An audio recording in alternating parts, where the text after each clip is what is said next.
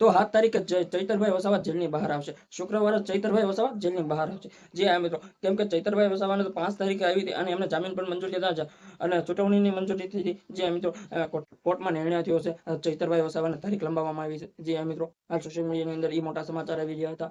ચૈતરભાઈ વસાવાની તારીખ લંબાવવામાં આવી છે. જી હા મિત્રો, શું લાગ્યું? જો હવે તારીખ લંબાવવામાં આવી છે, 7 તારીખે આવી છે અને શુક્રવારે આવશે. જી હા મિત્રો, શું ચૈતરભાઈ વસાવા એમ કહેવાય કે શુક્રવારે અને 7 તારીખે જેલની બહાર આવશે?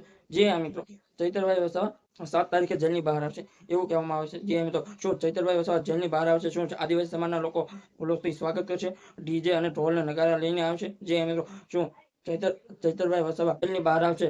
આદિવાસી સમાજના લોકો શું હાથી લાવીને ચૈતરભાઈ વસાવાને હાથી ઉપર બેહાડશે? જી હા મિત્રો, ચૈતરભાઈ વસાવા માટે તો આદિવાસી સમાજના લોકો કંઈ પણ કરી શકે છે. જી હા મિત્રો, કેમ કે આદિવાસી સમાજના લોકો તો ચૈતરભાઈ વસાવાને એટલા ચાહે છે એમની વાત જ ના પૂછો. કેમ કે ચૈતરભાઈ વસાવા તો આદિવાસી સમાજના લોકો માટે ઘણું સારું કામ કરતા હોય છે, એની માટે તે આ જેલમાં ગયા છે. જી હા મિત્રો, તમને બધા લોકોને ખબર છે કે વન કર્મચારી અરે જે બોલાચાલી હતી એ આદિવાસી સમાજના લોકો માટે જ હતી. જે આદિવાસી સમાજના લોકો હતા અને એમની જમીનને વન કર્મચારીઓ જે ભાંગતૂટ કરતા હતા અને રોપ દેખાવતા.